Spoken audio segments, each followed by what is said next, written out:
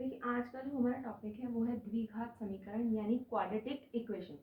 Quadratic equation से पहले हमने जो है व्यंजक पढ़े थे, बहुपद व्यंजक, तो बीजी व्यंजक पढ़े थे या बहुपद पढ़े थे। तो हमने बहुपद जो है एक घात में, दो घात में ये पढ़े थे। तो एक घात का बहुपद था हमारे पास ए एक्स प्लस बी, इस तरीके से स्टैंडर्ड फॉर्म में लिखते थे। द्विघात के बहुपद को हम लिखते थे a x square plus b x plus c. ठीक है, अब यहाँ पे जो a है वो 0 बराबर नहीं होना चाहिए और a b c जो है तीनों वास्तविक संख्याएं हैं, रियल नंबर्स हैं। ठीक है, अब उसके बाद में अगर इस बहुपद को अगर हम 0 के इक्वल पुट कर दें, a x square plus b x plus c is equals to 0, अगर हम ऐसा कर दें तो ये इक्वेशन, ये जो है ये द्विघात समीकरण बन जाती है। तो ये समीकरण जो है वो द्विघात समीकरण है। तो यहाँ पर a जो है वो 0 के बराबर नहीं होगा और a b c तीनों जो है वो क्या है, रियल नंबर है, वास्तविक संख्याएं हैं। अब यहाँ देखिए, ये जो इक्वेशन है ये एक स्टैंडर्ड फॉर्म है किसी भी द्विघात समीकरण का। ठीक है, अब यहाँ देखिए हमारे पास सबसे पहले द्विघात समीकरण बनती कैसे है ना। द्विघात समीकरण में हमें एक चीज सबसे इम्पोर्टेंट ध्यान रखने की है कि यहाँ पर ये जो हाईएस्ट पावर होगी वो कितनी होगी, 2 होगी। यानी उसके बाद 1 हो सकती है और कांस्टेंट हो सकता है, या फिर स्क्वायर और कांस्टेंट हो सकता है, या फिर 2 घात और जो है 1 घात हो सकती है, किसी भी तरीके से हो सकती है। तो अब जैसे हमारे पास एक क्वेश्चन देख लेते हैं हम किस तरीके से हम एक द्विघात समीकरण बनाएंगे।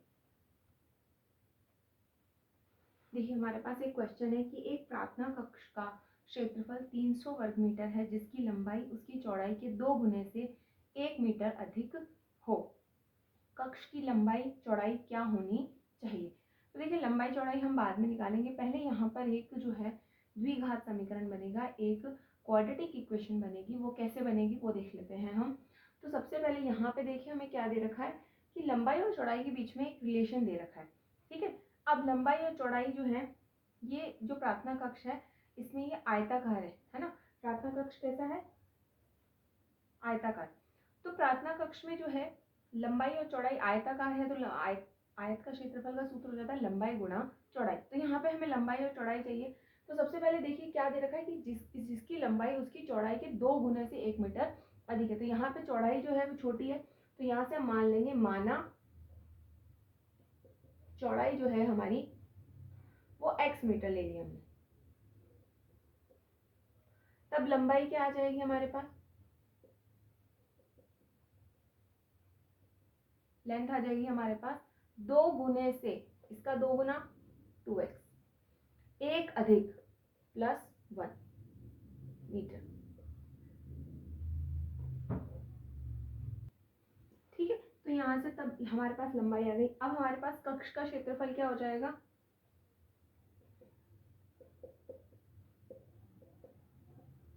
कक्ष का क्षेत्रफल हो जाएगा हमारे पास लंबाई गुणा चौड़ाई। तो यहाँ से आ जाएगा 2x प्लस 1 गुणा x स्क्वायर मीटर। ठीक है, वर्ग मीटर, तो मीटर स्क्वायर। अब कक्ष का क्षेत्रफल हमें यहाँ से इसको मल्टीप्लाई कर लेते हैं तो ये आ जाएगा 2x square plus x metre square. हमें कक्ष का क्षेत्रफल ऑलरेडी दे रखा है, इसका मतलब इसका मान किसके इक्वल होना चाहिए, 300 के इक्वल होना चाहिए। तो 2x square plus x is equal to 3x। यहाँ से 2x स्क्वायर,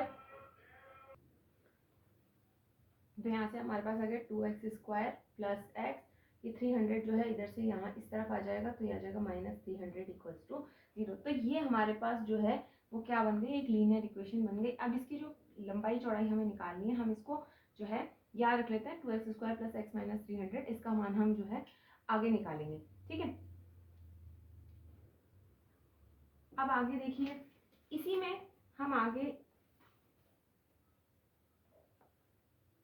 चाहें तो हम एक क्वेश्चन और कर सकते हैं कि हमें दे रखा है कि 2 क्रमागत धनात्मक पूर्णांकों का गुणनफल 306 है। 2 कांस्टेंट, एक के बाद एक कंसेक्यूटिव नंबर्स जो हैं उनका जो मल्टीप्लिकेशन है वो 306 है। तो देखिए सबसे पहले अगर हमारे पास एक जो धनात्मक पूर्णांक है, अगर x आ जाता है तो नेक्स्ट जो होगा अगला धनात्मक पूर्णांक क्या होगा,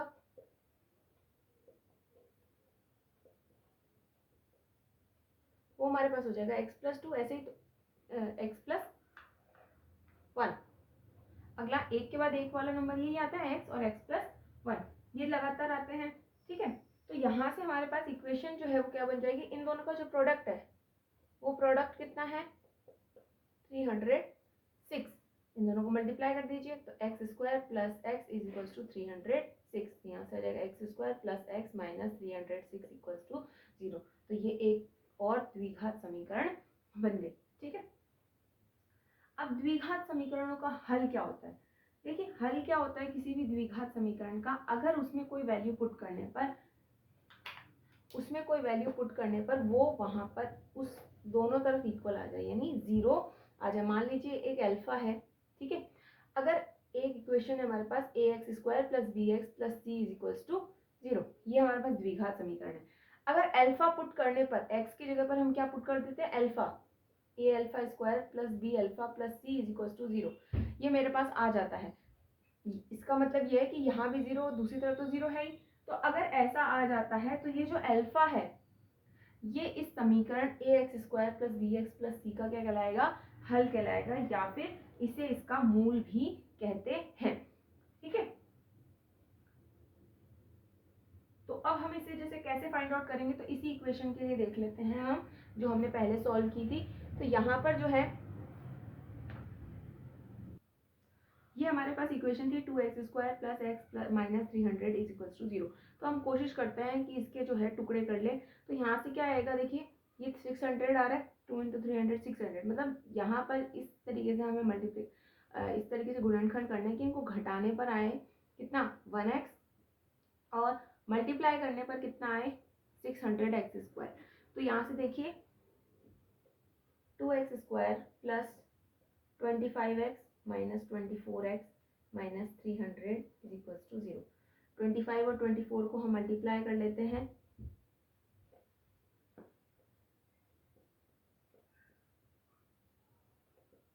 600 आ गया, और हम इनको माइनस कर रहे हैं तो वैसे भी 1x से प्लस का आ रहा है। यहाँ से हमारे पास कॉमन क्या आ जाएगा, x 2x + 25 - 24 x + 22x, sorry यहाँ से 12 कॉमन आएगा, यहाँ से आ जाएगा 2x + 25 = 0। तो यहाँ से हमारे पास आ गया 2x + 25 और x - 12 = 0। ठीक है, ये हमारे पास जो है इस समीकरण के जो है गुणनखंड हो गए। अब इनको क्या करेंगे हम, 2x + 25 = 0, या तो ये होगा या फिर x - 12 = 0 होगा। ठीक है, अब यहाँ से x की वैल्यू आ जाएगी -25/2 और यहाँ से जो है x की वैल्यू आ जाएगी 12। तो देखिए ये जो है इस समीकरण के हल जरूर है, ये समीकरण के क्या कहलाएंगे, हल कहलाएंगे, या इस समीकरण के मूल कहलाएंगे। लेकिन क्या ये जो मूल हैं ये इस जो हमारी कंडीशन है उसको सेटिस्फाई कर रहे हैं या नहीं कर रहे हैं, वो एक अलग चीज़ है। यहाँ पर ये जो है ये दोनों मूल आए हैं इस समीकरण के, दो घात समीकरण से 2 मूल आए हैं, लेकिन ये इसको सेटिस्फाई करें या नहीं करें वो अलग चीज़ है। क्यों सेटिस्फाई नहीं कर रहे हैं, देखिए यहाँ पर ये जो वैल्यू आ रही है वो आएगी x = -12.5। पहली बात तो कोई भी लंबाई या चौड़ाई जो है वो चौड़ाई किस में नहीं हो सकती, माइनस में नहीं हो सकती। तो ये इसका मतलब सही नहीं है। तो इसका मतलब जो लंबाई होगी वो कितनी आ जाएगी, 12 मीटर। तो यहाँ से लंबाई आ गई हमारे पास 12 मीटर। तो हम यहाँ जो है सॉरी चौड़ाई आ गई हमारे पास 12 मीटर। तो चौड़ाई जो है हमारे पास आ गई 12 मीटर, और यहाँ से जो है हम लंबाई निकाल लेंगे तो वो आ जाएगी हमारे पास 2 × 12 + 1 मीटर, दैट इज 24 + 1 25 मीटर। तो हमारे पास लंबाई आ जाएगी 25 मीटर और चौड़ाई आ जाएगी 12 मीटर। इस तरीके से हम किसी इक्वेशन को सॉल्व करके उसके हल निकाल कर जो है क्वेश्चन को सॉल्व कर सकते हैं। अब आगे देखिए एक बार और हम जो है समीकरण के हल निकालने वाला एक क्वेश्चन करते हैं। ये हमारे पास एक इक्वेशन है 2x² - 5x + 3 2x² minus 5x plus 3 ये इज इक्वल्स टू 0। ये समीकरण है। इस समीकरण के हमें क्या निकालना है? द्विघात समीकरण है। इस द्विघात समीकरण के हमें गुणनखंड निकालने हैं सबसे पहले। तो सबसे पहले हम क्या करेंगे? देखिए यहाँ से क्या आ रहा है 6, मतलब इस तरीके से करना है कि मल्टीप्लाई करने पर 6 आए और जोड़ने पर 5 आ जाए। तो यहाँ से देखिए हम इसके गुणनखंड कर सकते हैं 2x² minus 2x minus 3x plus 3 is equals to 0। जोड़ने पर आ जाएगा -5 और मल्टीप्लाई करने पर 6। तो यहाँ से जो है 2x कॉमन आ रहा है, यहाँ से बचेगा x माइनस 1, यहाँ से 3 कॉमन आ जाएगा x minus 1 is equals to 0। तो x माइनस 1 और 2x minus 3 is equals to 0। अब ये समीकरण जो है 0 के बराबर तभी होगी जब या तो x माइनस 1 बराबर 0 हो या 2x माइनस 3 बराबर 0 हो। तो यहाँ से x की वैल्यू आ जाएगी 1, यहाँ से आ जाएगा x 2x is equals to 3, तो x की वैल्यू आ जाएगी 3/2। तो ये जो x इक्वल्स टू 1 है, x इक्वल्स टू 1 और x इक्वल्स टू 3/2, ये जो दोनों हैं, ये जो है समीकरण 2x² minus 5x plus 3 equals to 0 इसके मूल है,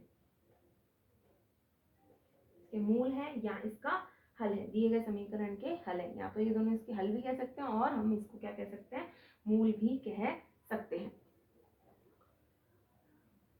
अब देखिए यहाँ हमने एक बात की थी कि समीकरण कोई भी जो मूल मान होता है, किसी के समीकरण का मूल होता है, अगर वो उसको सेटिस्फाई कर रहा है, इसका मतलब अगर ये दोनों इसके मूल हैं तो ये इसको सेटिस्फाई भी करने चाहिए। हम चेक कर लेते हैं। तो इसके लिए क्या करेंगे? x इक्वल्स टू 1 और x इक्वल्स टू 3/2 ये हम जो है इक्वेशन में पुट कर देंगे। तो यहाँ से लिखिए x बराबर 1 रखने पर हमारे पास वैल्यू आ जाएगी 2 into 1² minus 5 into 1 plus 3 is equals to 0। यहाँ से अगर 2 into 1 minus 5 plus 3 is equals to 0। 2 minus 5 plus 3 is equals to 0। 2 3 5 5 minus 5 is equals to 0 0 equals to 0। तो ये कथन सत्य है। इसका मतलब x बराबर इसका 1 मूल सही है। सेकेंड जो है हम रख देंगे x इक्वल्स टू 3/2। तो यहाँ से आ जाएगा 2 इंटू 3/2 का square minus 5 into 3/2 plus 3 is equals to 0।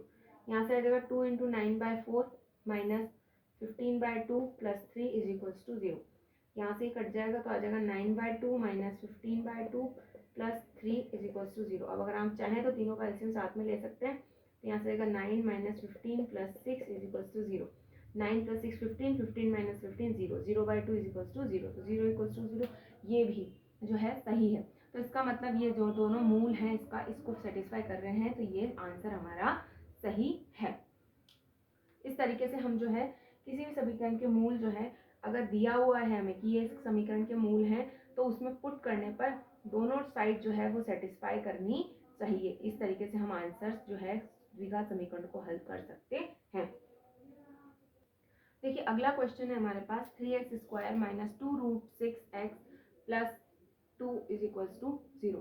अब यहाँ देखिए हमने कहा था कि जो क्वाड्रेटिक इक्वेशन है उसमें a b c जो है कोई भी रियल नंबर्स हो सकते हैं, और रियल नंबर्स में रैशनल और इरेशनल दोनों नंबर आते हैं, परिमेय और अपरिमेय दोनों संख्याएं आती हैं। तो यहाँ से जो है हमारे पास a की वैल्यू 3 है, b की वैल्यू -2√6 है और c की वैल्यू जो है 2 है। अब यहाँ पर हमें जो है इस के हमें गुणनखंड करना है। तो देखिए गुणनखंड यहाँ से हमें √6 का तो हम किसी भी तरीके से गुणनखंड नहीं कर सकते, किसी भी नहीं कर, तो हम यहाँ क्या करेंगे? मल्टीप्लाई करने पर क्या आ रहा है? हमारे पास 6 आ रहा है, और ऐड करने पर क्या आ रहा है? 2√6। तो अगर हम √6 को √6 से मल्टीप्लाई कर दें, -√6 को -√6, तो माइनस माइनस प्लस और मल्टीप्लीकेशन 6 हो जाएगा, और दोनों को ऐड कर देंगे तो हमारे पास क्या आ जाएगा? -2√6 आ जाएगा। तो इसके जो गुणनखंड होंगे वो किस तरीके से होंगे?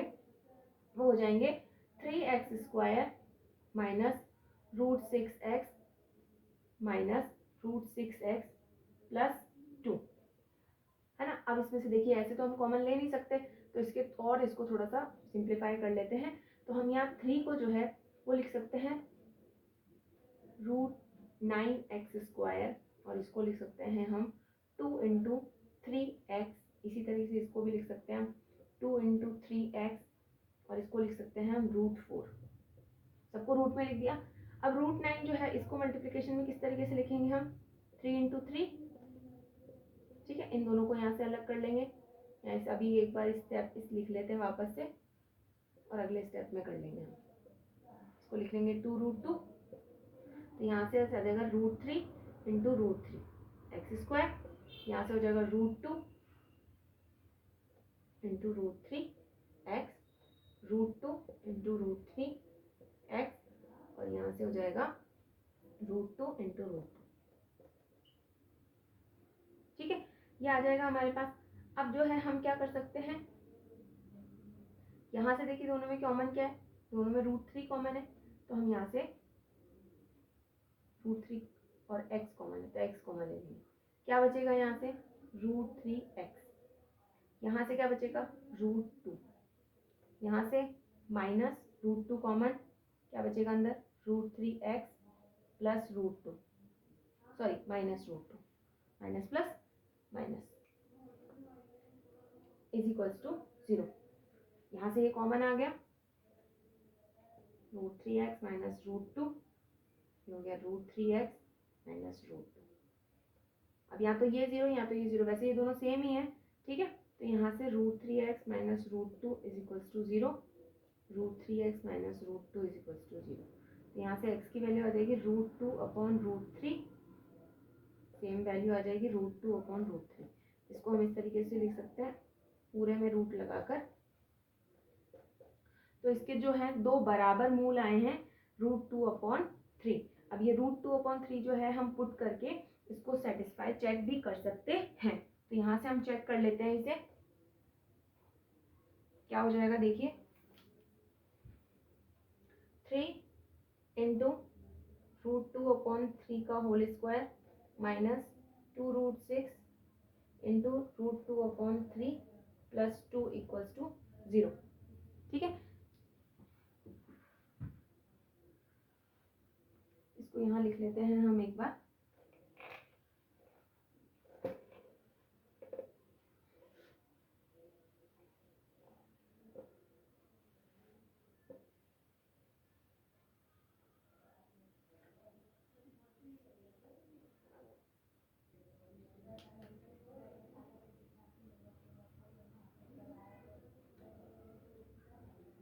यहाँ पे हम वैल्यू पुट कर देते हैं।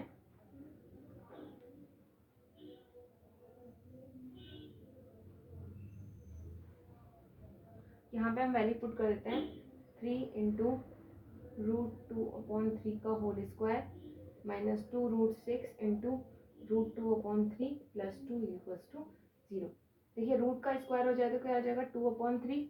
यहाँ से देखिए इसको हम लिख सकते हैं √2 × √3, √2/√3 प्लस 2 इज इक्वल्स टू 0। 3 से 3 कैंसिल, √3 से √3 कैंसिल, 2 माइनस √2 और √2 क्या हो जाएगा √4, that is √2, 2 + 2 4 -4, 0 is equals to 0। तो समीकरण जो है वो टेस्ट सेटिस्फाई कर रही है, इसका मतलब √2/3 जो है इसका सॉल्यूशन सही है। देखिए अगला क्वेश्चन देख लेते हैं, इसके बाद हम थोड़ा सा अलग क्वेश्चन है वो। देखिए अगला क्वेश्चन है हमारे पास, दो संख्याओं का योग 27 है और उनका गुणनफल जो है उनको गुणा करने पर 182 आ रहा है। तो हमें दोनों संख्याएं ज्ञात करनी है। अब देखिए यहाँ पर जो है हम पिछले बार में क्या करते थे, दोनों जो है उनके बीच में कोई रिलेशन नहीं था, इसलिए हम दोनों को x y ले लेते थे। लेकिन यहाँ पे दो संख्याओं के बीच में रिलेशन है, तो इसलिए हम इसको किस तरीके से लेंगे। देखिए सबसे पहले हमने माना एक संख्या, कोई भी एक संख्या ले लेंगे हम, उसको हम मान लेंगे x, ठीक है। तो दूसरी संख्या क्या हो जाएगी, दोनों का योग कितना है 27, तो 27 में से x घटाने पर दूसरी संख्या आ जाएगी, तो 27 माइनस x। अब इन दोनों का गुणनफल जो है वो क्या है 182, यानी x × 27 माइनस x। इन दोनों को गुणा करने पर क्या आना चाहिए 182 आना चाहिए, ठीक है। गुणा कर दीजिए 27x minus x² is equals to 182। अब इसको ले लेते हैं हम, इधर ले आते हैं, तो -x² घटते क्रम में लिख लेते हैं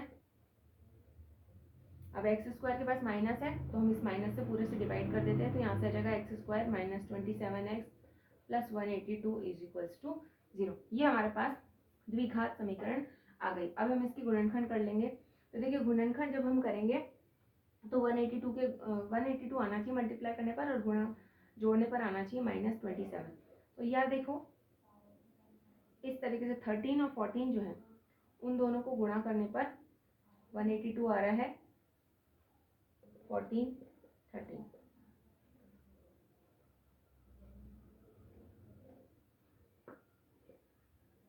182, ठीक है। और घटाने पर क्या, दोनों को जोड़ने पर क्या आ रहा है 27। यहाँ से कॉमन आ जाएगा x minus 13 minus 14, x minus 13 is equal to 0। यहाँ से हमारे पास आ जाएगा x minus 13 x minus 14 is equal to 0। x minus 13 या तो 0 होगा या x माइनस 14 0 होगा। यहाँ से x की वैल्यू आ जाएगी या तो 13 या x की वैल्यू क्या आ जाएगी 14। तो दोनों में से कोई भी एक संख्या हो जाएगी 13 और एक संख्या हो जाएगी 14। देखिए हम क्या कर लेते हैं, मान लीजिए कि x बराबर 13 है। अगर पहली संख्या क्या है हमारे पास, एक संख्या क्या है हमारे पास x है, तो उसको हमने ले लिया 13। तो दूसरी संख्या क्या हो जाएगी, वो हो जाएगी 27 माइनस 14 यानी 27 माइनस 13 जो कि क्या हो जाएगी 14। एक तो ये हल आ गया। दूसरा क्या है, मान लिया कि एक संख्या है x की वैल्यू 14 आ रही है तो 14 ले ली, ठीक है। तो दूसरी संख्या क्या हो जाएगी, दूसरी संख्या हो जाएगी हमारे पास 27 माइनस 14 जो कि आ जाएगा 13। तो यानी दोनों संख्या क्या आएंगी 13 और 14 ही आएंगी, कोई भी हो सकती है, पहली कोई भी हो सकती है, सेकंड कोई भी हो सकती है। तो इस तरीके से जो है हम किसी भी द्विघात समीकरणों को हल कर सकते हैं और उनका हल निकाल कर देख सकते हैं। अब हम जो है आगे जो है ये जो पढ़ा है हमने, आगे जो है हम अलग विधि से जो है समीकरणों के द्विघात समीकरणों के मूल निकालना सीखेंगे। Thank you.